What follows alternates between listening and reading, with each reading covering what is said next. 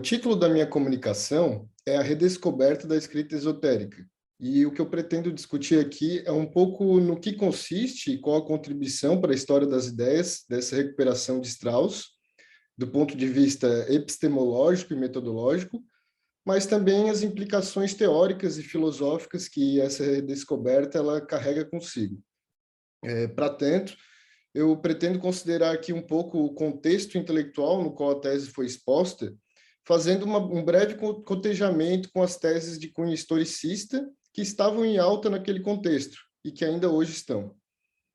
Então, eu vou ler um texto aqui para não perder a linha de raciocínio. No período pós-guerra, a ciência política anglófona observava atônita o então predominante subcampo teórico-filosófico perder cada vez mais seu espaço para a chamada revolução comportamentalista. Peter Laslett chegou a atestar que a filosofia política estava morta.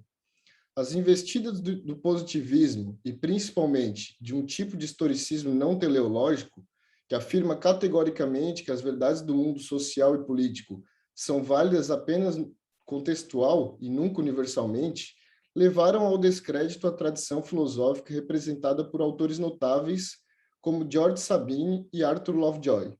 A noção da existência de uma grande cadeia do ser que conduz a história das ideias em direção ao progresso e ao esclarecimento já não tinha a mesma relevância de outrora. Segundo Mark Beaver, apesar do caráter inovador e do crescente predomínio dos métodos empiristas e desse tipo radical de historicismo, não é verdade que a teoria política estava morta. Durante a década de 50, Leo Strauss obteve grande prestígio nas universidades norte-americanas e fez escola criando uma agenda programática de estudos que adquiriu notória relevância. Ao mesmo tempo que desprezou essa filosofia política de caráter teleológico e metafísico, que depositava suas expectativas no racionalismo emancipatório moderno, Leo Strauss também demonstrou grande preocupação com a decadência da filosofia política e sua paulatina substituição pelo estudo histórico das ideias políticas. Como afirma Eugene Miller, apesar dos escritos de Strauss serem dedicados, de modo geral, à interpretação dos grandes pensadores do passado, seria um grande erro concluir-se que foram inspirados por um mero interesse histórico ou arqueológico. O tema central dos seus estudos históricos, é a oposição fundamental entre as filosofias políticas antiga e moderna e a perspectiva com que ambas lidam com a noção de racionalismo. Em sua defesa da filosofia política, Strauss afirma que a crítica ao racionalismo moderno não deve nos levar ao historicismo e ao relativismo, mas ao comportamento zetético, inerente à origem da filosofia política desde a máxima socrática, só sei que nada sei. O historicismo descende do projeto moderno que busca solucionar a dicotomia entre teoria e prática. Portanto, cito Strauss, descende de uma tradição não cética.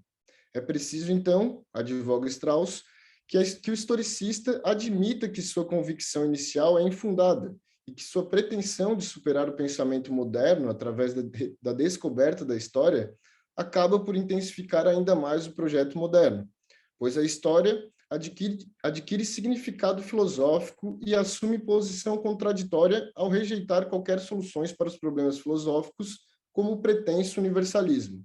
O aparente antidogmatismo do relativismo acaba por transformar-se no maior dos dogmatismos.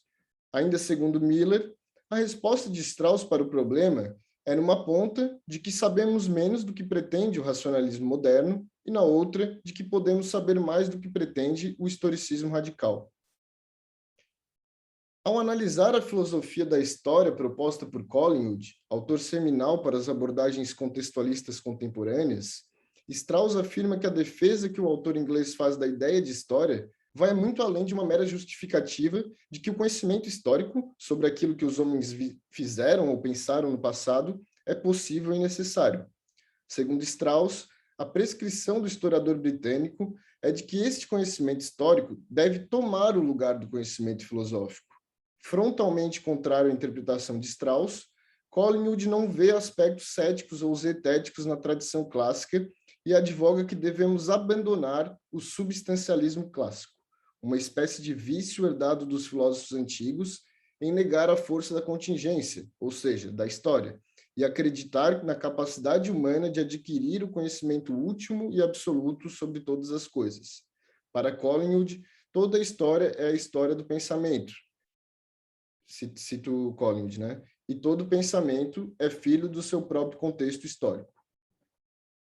Foi através da recuperação ou redescoberta da escrita esotérica na tradição pré-moderna e, por consequência, da compreensão da questão fundamental da filosofia política, a qual ele costumava chamar problema teológico-político, que Strauss encontrou sua saída para a crise que a filosofia política enfrentava sobre os ataques do historicismo.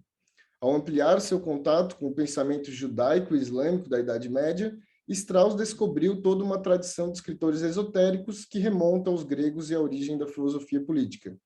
Xenofonte, Tucídides, Aristóteles e principalmente Platão legaram aos judeus e islâmicos medievais, como Alfarabi, Maimônides e Yehuda Halevi, a chamada arte de escrever nas entrelinhas.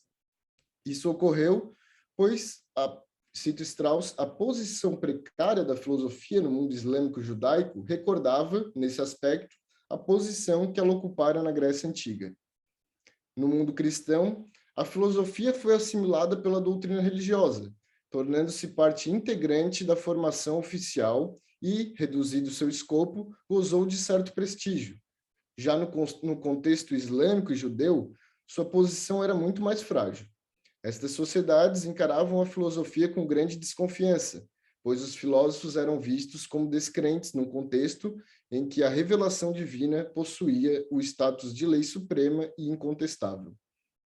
No entanto, a posição precária que a filosofia ocupava em sua origem no mundo islâmico judaico, cito Strauss, não foi uma desgraça para ela em todos os aspectos. Graças a uma técnica peculiar, foi possível evitar a perseguição contra os filósofos, ao mesmo tempo em que se poupava a sociedade dos perigos com os quais a própria filosofia lhe ameaçava.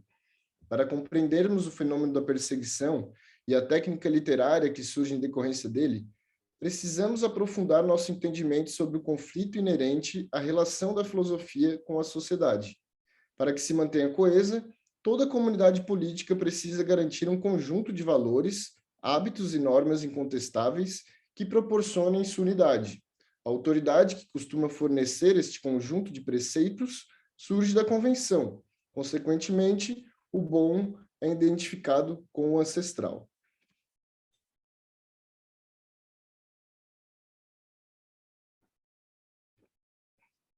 Na interpretação de Strauss, a autoridade máxima que sustenta os valores compartilhados no interior de uma sociedade fechada é o seu fundamento divino.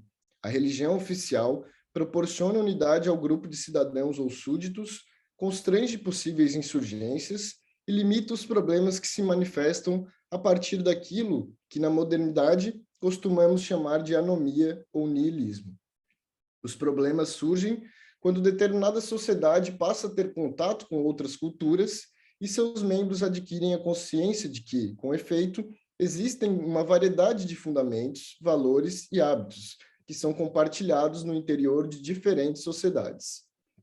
Os atenienses experienciaram este conflito de valores por conta do cosmopolitismo induzido pelas guerras por território e pela constante troca comercial. Sócrates e seus colegas filósofos endossavam esta desconfiança em relação à autoridade estabelecida pela convenção, questionando a identificação do justo e do bom com o convencional, ancestral e divino. Na interpretação de Strauss, o surgimento da filosofia só é possível quando a sacralidade do ancestral é posta em dúvida, e o efeito decorrente dessa desconfiança é, à primeira vista, irremediavelmente problemático. A filosofia se mostra essencialmente subversiva ao questionar a autoridade dos deuses que normatizam as convenções sociais. Portanto, representa grande perigo para o bom ordenamento das comunidades políticas. Seu objetivo é o conhecimento do todo, de todas as coisas, a origem do mundo, do homem e de Deus. Mas este conhecimento não está disponível aos seres humanos. Na letra de Strauss, cito, a filosofia é, essencialmente, não a posse da verdade, mas a busca da verdade, O traço distintivo do filósofo é que ele sabe que nada sabe. Fim de citação.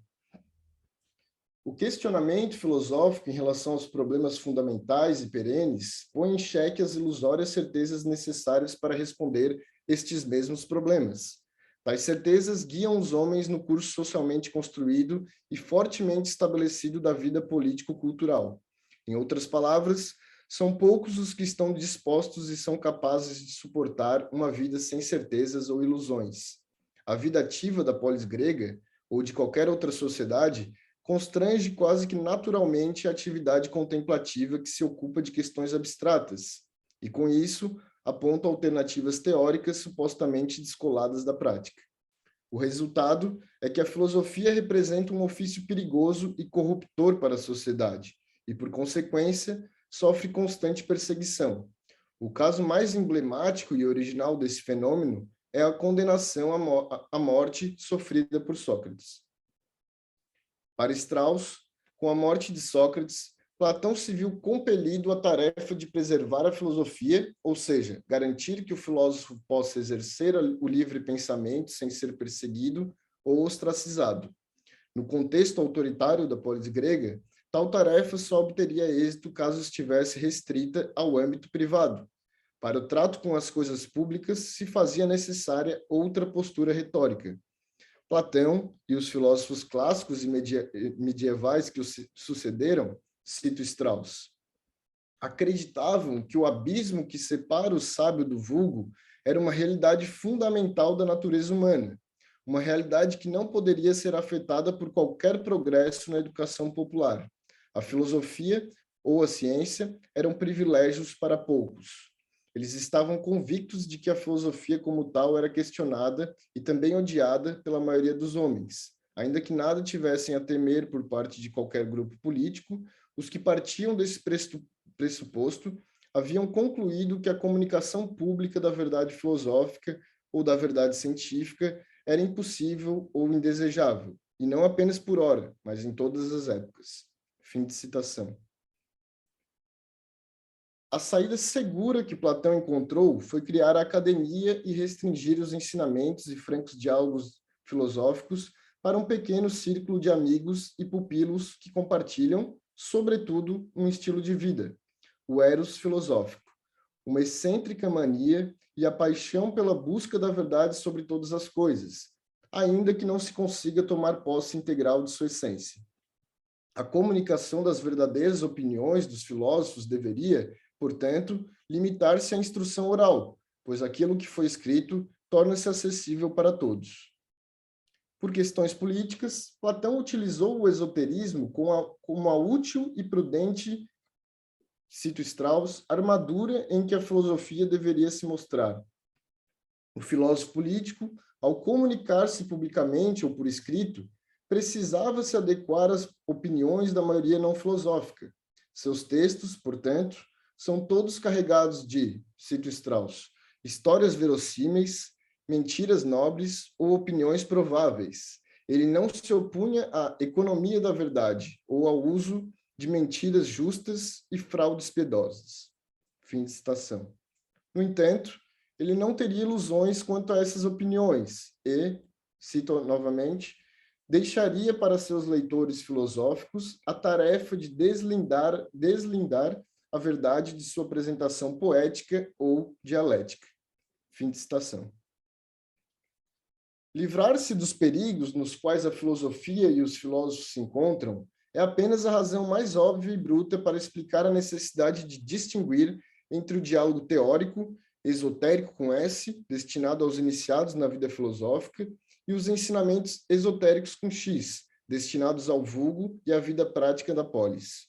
Há, além do caráter defensivo, certa nobreza e responsabilidade cívica na faceta pública com a qual a filosofia se comunica com o cidadão não filósofo. Como nos explica o autor teuto-americano, cito, um livro esotérico contém, portanto, dois ensinamentos. Um ensinamento popular, de caráter edificante, colocado em primeiro plano, e um ensinamento filosófico referente ao tema mais importante, o qual só é indicado nas entrelinhas. Fim de citação. No que remete à face esotérica, com X e edificante, dos dois caminhos não excludentes entre si apresentam-se como possíveis.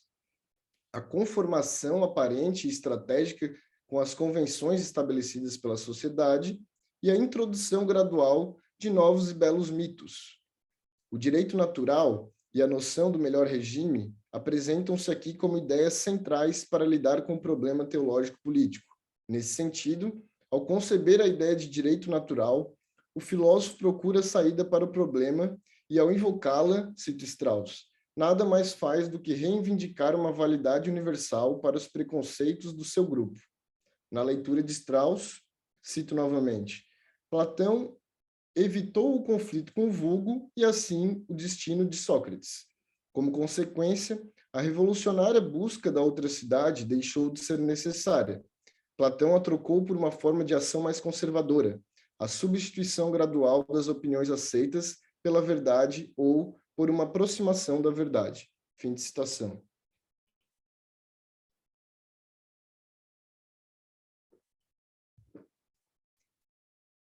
Essa substituição, acrescenta Strauss, não poderia ser gradual caso não viesse acompanhada de uma aceitação provisória das opiniões aceitas. Foi dessa forma que os adeptos judeus e islâmicos do esoterismo platônico entenderam o ensinamento. Para Farabi, cito Strauss, citando o Farabi, a conformidade com as opiniões religiosas em que se é criado se faz necessária ao futuro filósofo. Fim de citação. De modo que o destinatário do ensinamento esotérico não é o filósofo maduro nem o vulgo, mas sim os jovens que não tiveram o vigor de suas mentes, ceifado pelo espírito prudencial que as responsabilidades sociais exigem dos cidadãos maduros, e que dispõem da audácia necessária para buscar o conhecimento além das convenções impostas. Todo livro esotérico é, portanto, fruto do amor que o filósofo nutre pelos seus pupilos e pelo desejo de que seu amor seja reconhecido e retribuído. O texto escrito na técnica que Strauss denomina nobre retórica esconde nas suas entrelinhas um emaranhado de enigmas que conduzem os jovens iniciados a buscar a verdade puramente teórica por trás das opiniões aceitas pelas práticas sociais. Mas que verdade é essa? O que são essas entrelinhas? Quais os meios para encontrar e decifrar tais enigmas? O que se esconde por trás de um projeto demasiado obscuro como esse? No principal ensaio em que Strauss discorre sobre a escrita nas entrelinhas, Perseguição e a Arte de Escrever, não encontramos uma prescrição hermenêutica que se propõe universal a todo tipo de documento histórico. Não há, em seu texto, a defesa de um método geral para a interpretação textual, como podemos observar em autores como Karl Mannheim e Gadamer, por exemplo. Strauss chama atenção para a relação entre conhecimento e a sociedade, mas, diferentemente de Mannheim, ele não encontra harmonia nessa relação, e sim um problema prático. Essa diferença de perspectiva ocorre, pois enquanto Mannheim e outros estão presos à noção de direito à livre expressão, comumente aceita nas sociedades liberais modernas do pós-iluminismo, Strauss percebe em todas as sociedades autoridades que não podem e não devem ser contestadas. Sua preocupação com o significado do texto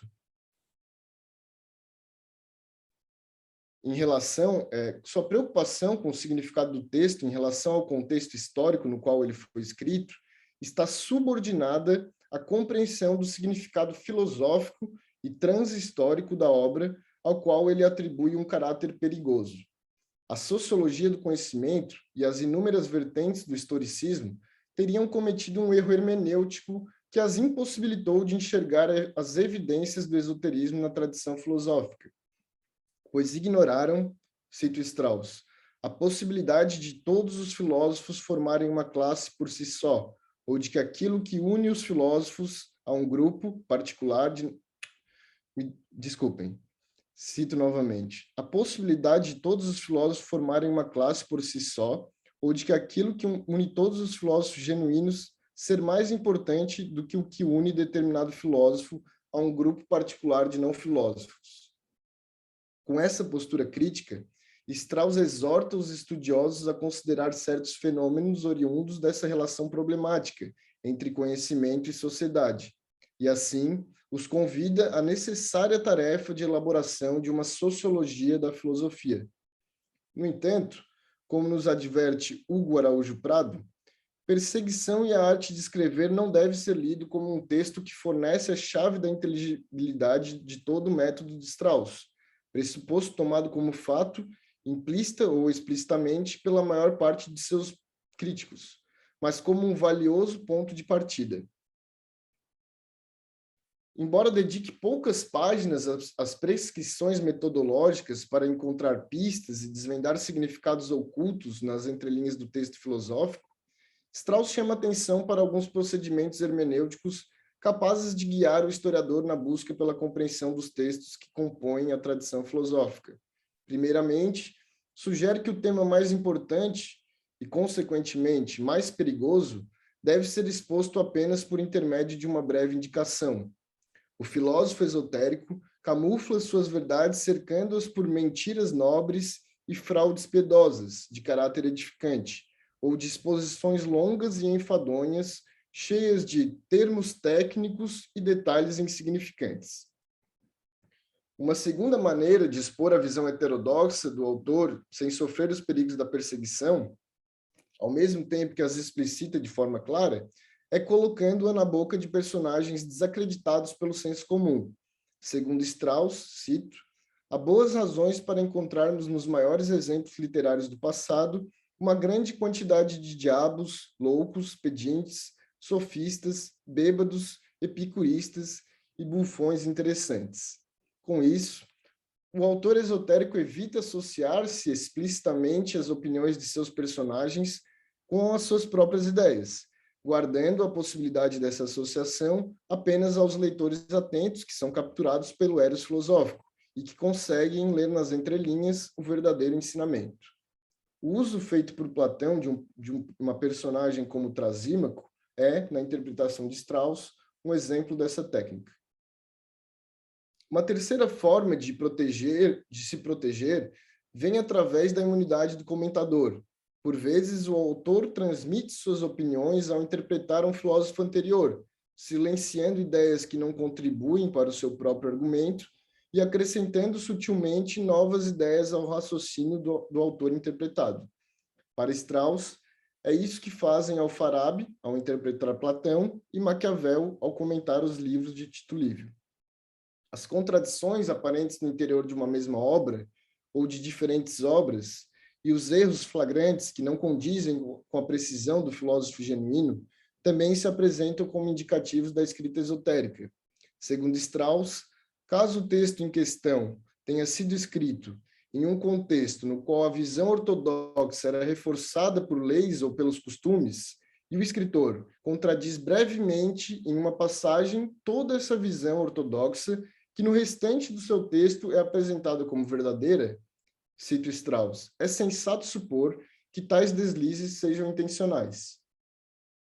Em sua análise sobre o caráter literário do Guia dos Perplexos, Strauss mostra como Maimônides utilizou dessas técnicas para, cito Strauss, fazer com que as verdades rutilassem e logo voltassem a desaparecer. Fim de citação. Mas como o historiador decide qual entre duas proposições contraditórias representa a opinião do autor interpretado? Sua resposta é que entre duas ou mais declarações contraditórias, cito, a mais secreta deve ter sido aquela que ele julgava verdadeira. Em certa medida, sigilo equivale à infrequência. Aquilo que todos dizem a todo momento é o oposto de um segredo.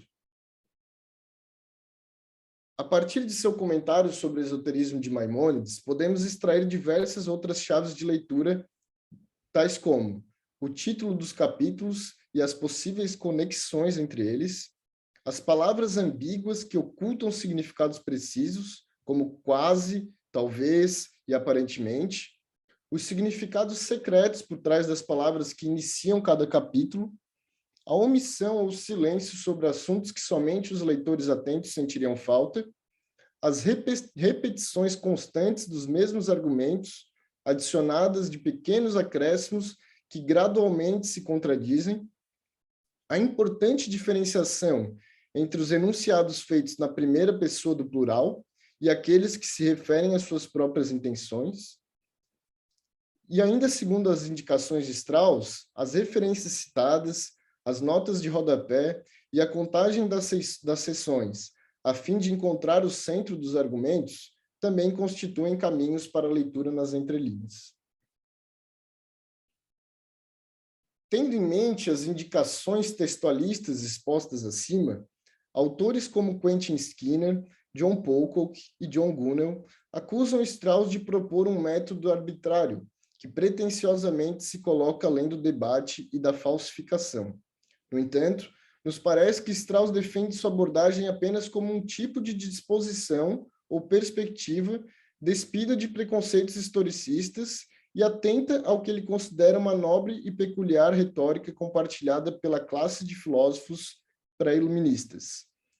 Em uma troca de cartas com Gadamer, Strauss admite que sua proposta, assim como todos os outros métodos, não é consensual, e suas hipóteses são impossíveis de se provar definitivamente verdadeiras. A interpretação de uma passagem esotérica, ou seja, irônica e ambígua, poderá sempre ser desacreditada com base em outra passagem do mesmo texto. Não se trata de um método estanque. Cada autor esotérico usa um determinado arcabouço de técnicas que podem ou não ser compartilhadas. Há certa cumplicidade entre os adeptos dessa tradição. No entanto, é na interpretação particular da obra de cada autor que poderemos encontrar o âmago do seu argumento, e assim nos tornarmos igualmente cúmplices de sua arte. E é por isso que, na nossa opinião, o Strauss ele não tem uma hermenêutica fechada, um método fechado exposto em um determinado artigo. O que ele apresenta é uma interpretação esotérica com base em alguns pressupostos que a gente apresentou, e ele o faz em cada interpretação da obra de cada autor. Cada autor tem suas peculiaridades, né? E é importante ressaltar que essa interpretação é válida apenas para a classe de filósofos e não para o texto histórico, para qualquer documento histórico, né? A hipótese que procurei demonstrar é de que, embora preocupado com os problemas perenes da filosofia política e com o debate transhistórico entre os filósofos, Strauss não deve ser acusado de menosprezar o ambiente histórico e as convenções linguísticas da época na qual o texto interpretado foi escrito. Ao contrário, para encontrar o significado esotérico de determinada obra, Strauss, ao que nos parece, parte do contexto no qual ela se insere. Quentin Skinner, respeitado historiador inglês e bastante influenciado pela filosofia historicista de Collingwood, que mencionamos acima, acusou Strauss de produzir mitologias anacrônicas com suas interpretações históricas. Skinner nega a existência de problemas perenes e afirma que, por maior que seja a inovação proposta por determinado autor, ela estará sempre situada dentro de um universo de convenções linguísticas e crenças particulares ao seu contexto específico de enunciação.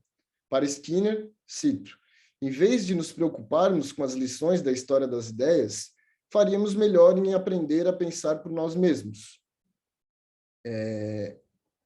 Essa citação vem de um artigo de 1969, seminal para a interpretação contextualista da Escola de Cambridge, mas, com o passar do tempo, o próprio Skinner deixou um pouco essa rigidez, esse historicismo radical de lado, e ele próprio começou a se valer dessas lições da história das ideias, né? Mas isso é um outro debate, não pretendo explorar aqui. Contudo, Strauss nunca defendeu a ideia de que devemos extrair dos escritos filosóficos do passado verdades intemporais que sirvam como panaceia para solucionar nossos problemas contemporâneos. Sua intenção ao retornar à filosofia clássica e ao esoterismo não é encontrar verdades universais, mas tomar consciência dos problemas transhistóricos e observar as alternativas que os clássicos encontraram para tais problemas. Ou seja, entender os autores como eles próprios se entendiam e, com isso, compreender nossa própria situação atual. Como Strauss afirma em Syrian Man, cito, não podemos esperar que uma nova compreensão da filosofia política clássica nos forneça receitas para o uso atual, pois o sucesso relativo da filosofia política moderna trouxe à existência um tipo de sociedade que é desconhecida dos clássicos. Um tipo de sociedade para a qual os princípios clássicos declarados e elaborados pelos clássicos não são imediatamente aplicáveis. Só nós que vivemos hoje podemos encontrar uma solução para os problemas de hoje. Mas uma compreensão adequada dos princípios elaborados pelos clássicos pode ser ponto de partida indispensável para uma análise adequada, a ser realizada por nós, da sociedade atual em seu caráter peculiar, e para a aplicação sábia a ser realizada por nós desses princípios às nossas tarefas. Fim de citação. Nesse sentido, a leitura esotérica serve como ponto de partida e ferramenta para a compreensão do texto filosófico ao considerar seu caráter dramático e buscar a verdadeira opinião do autor por trás de uma narrativa literária, que se apresenta em concordância com o senso comum do contexto no qual essa obra se insere. Para Strauss, a filosofia ou a ciência devem partir da opinião estabelecida para que então possa ascender ao conhecimento genuíno. Mais do que assumir a posição de um metodólogo ou de um hermeneuta do texto filosófico, a intenção de Strauss parece ser a de alertar para a existência de um tipo particular de escrita que foi esquecido pelos modernos a partir do iluminismo. Ao redescobrir a escrita esotérica, Strauss propõe não apenas que a consideremos em nossas interpretações históricas, mas também que a recuperemos como um antídoto contra os ataques do espírito dogmático e, ao mesmo tempo, relativista e nihilista que domina as ciências sociais contemporâneas, e, em grande parte, é responsável pela crise de nosso tempo. É isso. Obrigado pela paciência, pessoal.